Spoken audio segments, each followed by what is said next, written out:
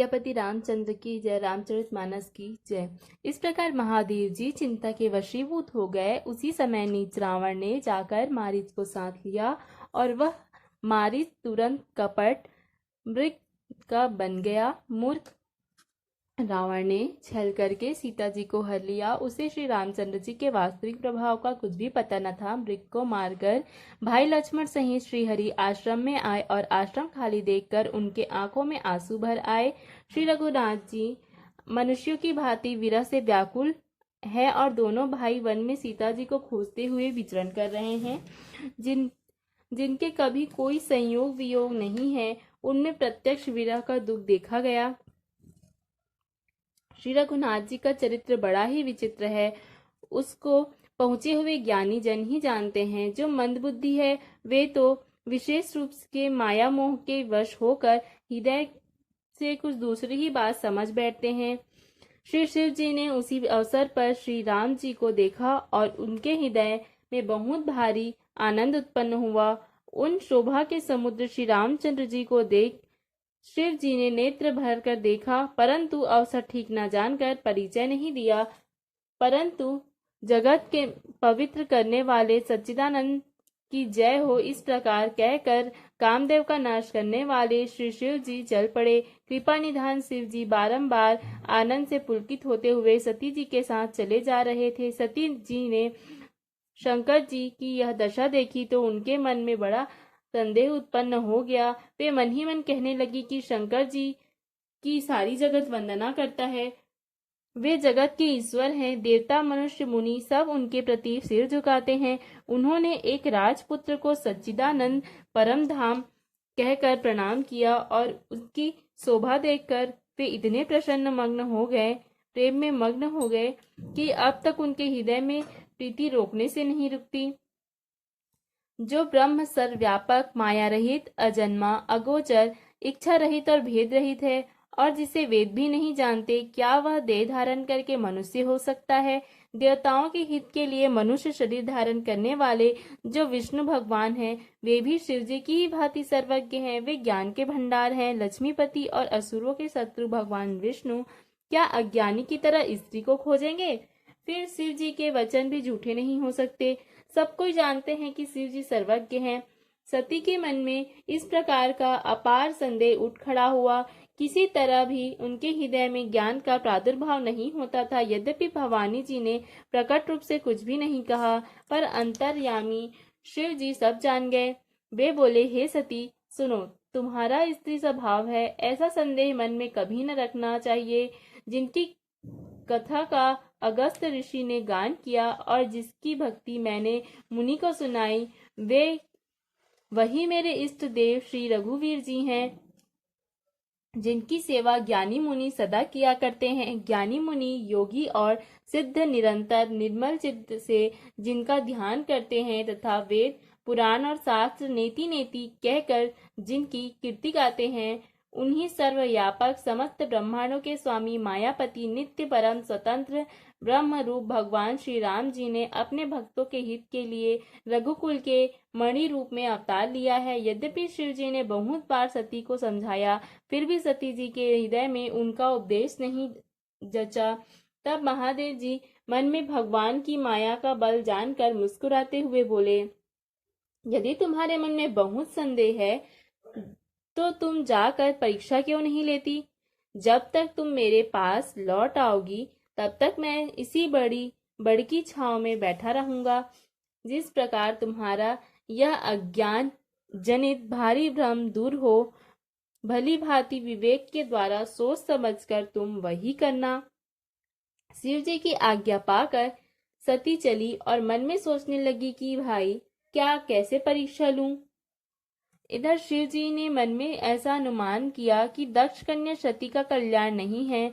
जब मेरे समझाने से भी संदेह दूर नहीं होता, तब मालूम होता है विधाता ही उल्टे हैं। अब सती का कुशल नहीं है। जो कुछ राम ने रच रखा वही होगा। होइए सोई जो राम रची राखा, को करी तर्क बढ़ावे साखा। अस कही लगे जपन हरि नामा, गई सती जह प्रभु सुखधामा। जो कुछ राम ने रच रखा है वही होगा। तर्क करके कौन शाखा अर्थात विस्तार बढ़ावे। मन में ऐसा कहकर शिव जी भगवान श्री हरि का नाम जपने लगे और सती जी वहां गई जहां सुख के धाम प्रभु श्री रामचंद्र जी थे। सती बार बार मन में विचार कर सीता का रूप धारण करके उस मार्ग की ओर आगे होकर चली जिसमें मनुष्य के राजा राम जी आ रहे थे। सती जी के बनावटी रूप को देखकर लक्ष्मण जी चकित हो गए और उनके हृदय में बड़ा भ्रम हो गया। वे बहुत गंभीर हो गए, कुछ कह नहीं सके। धीर बुद्धि लक्ष्मण प्रभु रघुनाथ जी के प्रभाव को जानते थे। सब कुछ देखने वाले और सबके हृदय में को जानने वाले देवताओं के स्वामी श्री रामचंद्र जी सती के कपट को जान गए। जिनके स्मरण मात्र से अज्ञान का नाश हो जाता है वही सर्वज्ञ भगवान श्री रामचंद्र जी हैं। इसी स्वभाव का असर तो देखो कि वहां उन सर्वज्ञ भगवान के सामने भी सती जी छिपावन करना चाहती हैं। अपनी माया के बल को हृदय में बखान कर श्री रामचंद्र जी हंसकर कोमलवाणी से बोले। पहले प्रभु ने हाथ जोड़कर सती को प्रणाम किया और पिता सहित अपना नाम बताया। फिर कहा कि वृषकेतु शिव जी कहाँ हैं? आप यहाँ वन में अकेली किस लिए घूम रही हैं? श्री राम जी के कोमल और रहस्य भरे वचन सुनकर सती जी को बड़ा संकोच हुआ। वे डरती हुई शिव जी के पास चली गई। उनके हृदय में बड़ी चिंता हो गई कि मैंने शंकर जी का कहना न माना और अपने अज्ञान का श्री रामचंद्र जी पर आरोप किया। अब जाकर मैं शिव जी को क्या उत्तर दूंगी?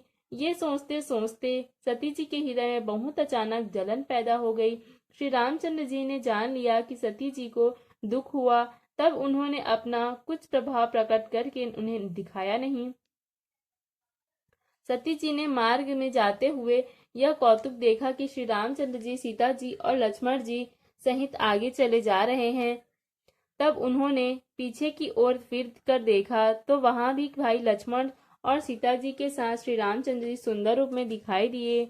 वे जिधर देखती उधर ही प्रभु श्री रामचंद्र जी विराजमान हैं और सुचतुर सिद्ध मुनीश्वर उनकी सेवा कर रहे हैं।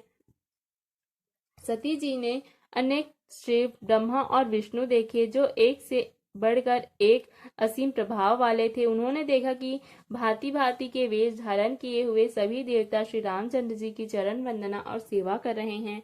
उन्होंने अनगिनत अनुपम सती ब्रह्माणी और लक्ष्मी देखी। जिस जिस रूप में ब्रह्मा आदि देवता थे उसी के अनुरूप में उनकी ये सब शक्तियां भी थी।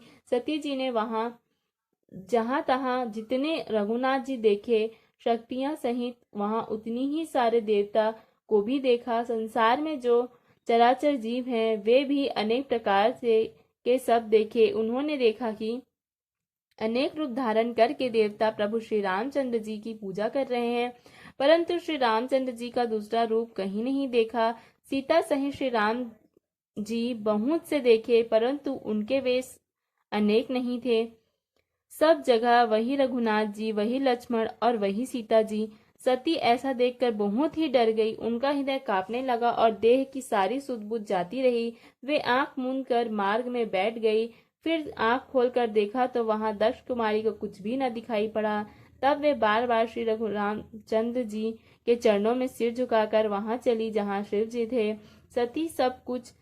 सती जब पास पहुंची तब श्री शिव जी ने हंसकर कुशल प्रश्न करके कहा कि तुमने राम जी को किस प्रकार परीक्षा ली? सारी बात सच सच कहो। मास परायण दूसरा विश्राम। सती जी ने श्री रघुनाथ जी के प्रभाव को समझकर डर के मारे शिव जी से छिपावन किया और कहा, हे स्वामी, मैंने कुछ भी परीक्षा नहीं ली। वहां जाकर आपकी ही तरह प्रणाम किया। आपने जो कहा वह झूठ नहीं हो सकता। मेरे मन में यह पूरा विश्वास है। तब शिव जी ने ध्यान करके देखा और सती जी ने चरित्र किया था सब जान लिया। फिर श्री रामचंद्र जी की माया को सिर झुकाया जिसने प्रेरणा करके सती के मुंह से भी झूठ कहला दिया। तो जान शिव जी ने मन में विचार किया कि हरि की इच्छा रूपी भावी प्रबल है। सती जी ने सीता का वेश धारण किया। यह जानकर शिव जी के हृदय में बड़ा विषाद हुआ।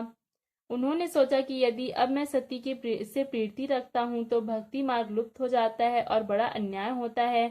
सती परम पवित्र है, इसलिए उन्हें छोड़ते भी नहीं बनता और प्रेम करने में बड़ा पाप है। प्रकट करके महादेव जी कुछ भी नहीं कहते, परंतु उनके हृदय में बड़ा संताप है। तब शिव जी ने प्रभु श्री रामचंद्र जी के चरणों में सिर झुकाया और श्री राम जी का स्मरण करते हुए उनके मन में यह आया कि सती के इस शरीर से मेरी पति पत्नी रूप में भेंट नहीं हो सकती, और शिव जी ने अपने मन में यह संकल्प कर लिया कि स्थिर बुद्धि शंकर जी ऐसा विचार कर रघुनाथ जी का स्मरण करते हुए अपने घर कैलाश को चले। चलते समय सुंदर आकाशवाणी हुई कि हे महेश, आपकी जय हो। आपने भक्ति की अच्छी दृढ़ता की। आपको छोड़कर दूसरा कौन ऐसी प्रतिज्ञा कर सकता है। आप श्री रामचंद्र जी के भक्त हैं, समर्थ हैं और भगवान हैं। इस आकाशवाणी को सुनकर सती जी के मन में चिंता हुई और उन्होंने सकुचाते हुए शिव से पूछा, हे कृपालु, कहिए आपने कौन सी प्रतिज्ञा की है। हे प्रभु, आप सत्य के धाम हैं और दीन दयालु हैं। यद्यपि सती जी ने बहुत प्रकार से पूछा, परंतु त्रिपुरारी शिव जी ने कुछ न कहा। सती जी ने हृदय में अनुमान किया कि सर्वज्ञ शिव जी सब जान गए। मैंने शिव जी से कपट किया। स्त्री स्वभाव ही मूर्ख है और बेसमझ होती है। प्रीति की सुंदर रीति देखिए कि जल भी दूध के साथ मिलकर दूध के समान भाव बिकता है, परंतु फिर कपट रूपी खटाई पड़ते ही पानी अलग हो जाता है और दूध फट जाता है और स्वाद प्रेम जाता रहता है। अपनी करनी को याद करके सती जी के हृदय में इतना विचार है, वह इतनी अपार चिंता है कि जिसका वर्णन नहीं हो सकता। उन्होंने समझ लिया कि शिव जी कृपा के परम अथाह सागर हैं। इससे प्रकट में उन्होंने मेरा अपराध नहीं कहा। शिव जी का रुख देख कर सती जी ने जान लिया कि स्वामी ने मेरा त्याग कर दिया है। वे हृदय में व्याकुल हो उठी। अपना अपराध समझकर कुछ कहते नहीं बनता, परंतु हृदय भीतर ही भीतर कुम्हार के आवे के समान अत्यंत जलने लगा। वृषकेतु शिव जी ने सती को चिंता युक्त जानकर उन्हें सुख देने के लिए सुंदर कथाएं कही। इस प्रकार मार्ग में विविध प्रकार के इतिहासों को कहते हुए विश्वनाथ कैलाश जा पहुंचे। वहां फिर शिव जी ने अपनी प्रतिज्ञा को याद करके बड़के पेड़ के नीचे पद्मासन लगाकर बैठ गए। शिव जी ने अपना स्वाभाविक रूप संभाला। उनकी अखंड और अपार समाधि लग गई। तब सती जी कैलाश पर रहने लगी। उनके मन में बड़ा दुख था। इस रहस्य का कोई कुछ भी नहीं जानता था। उनका एक एक दिन युग के समान बीत रहा था। सती जी के हृदय में नित्य नया और भारी सोच हो रहा था कि मैं इस दुख रूपी समुद्र के पार कब जाऊंगी। मैंने श्री रघुनाथ जी का अपमान किया और फिर पति के वचनों को झूठ जाना। उसका फल विधाता ने मुझको दिया। जो उचित था वही किया, परंतु हे विधाता, जब तुझे यह उचित नहीं, जो शंकर के से विमुख होने पर भी मुझे जिला रहा है। सती जी के हृदय की ग्लानि कुछ कही नहीं जाती। बुद्धिमती सती जी ने मन में श्री रामचंद्र जी के को स्मरण किया और कहा, हे प्रभु, यदि आप दीन दयालु कहलाते हैं और वेदों ने आपका यह यश गाया है कि आप दुख को हरने वाले हैं, तो मैं हाथ जोड़कर विनती करती हूँ कि मेरी यह देह जल्दी छूट जाए। यदि मेरा शिव जी के चरणों में प्रेम है और वह व्रत मन, वचन और कर्म से सत्य है, तो हे सर्वदर्शी प्रभु, सुनिए और शीघ्र वह उपाय कीजिए जिससे मेरा मरण हो और बिना ही परिश्रम यह पति परित्याग रूपी असाह विपत्ति दूर हो जाए। इस प्रकार दक्ष श्रुता सती जी बहुत दुखित थी। उनको इतना दारुण दुख था कि जिसका वर्णन नहीं किया जा सकता। 87,000 वर्ष बीत जाने पर अविनाशी शिव जी ने समाधि खोली। शिव जी राम नाम का स्मरण करने लगे। तब सती जी ने जाना कि अब जगत के स्वामी शिव जी जागे। उन्होंने जाकर शिव जी के चरणों को प्रणाम किया। शिव जी ने उनको बैठने के लिए सामने आसन दिया। शिव जी भगवान हरि की रहस्यमय कथाएं कहने लगे। उसी समय दक्ष प्रजापति हुए। ब्रह्मा जी ने सब प्रकार से योग्य देख समझ कर दक्ष के प्रजापति का नायक बना दिया। दक्ष को प्रजापतियों का नायक बना दिया। जब दक्ष ने इतना बड़ा अधिकार पाया, तब उनके हृदय में अत्यंत अभिमान आ गया। जगत में ऐसा कोई नहीं पैदा हुआ जिसको प्रबुद्धता पाकर मद न हो। दक्ष ने मुनियों को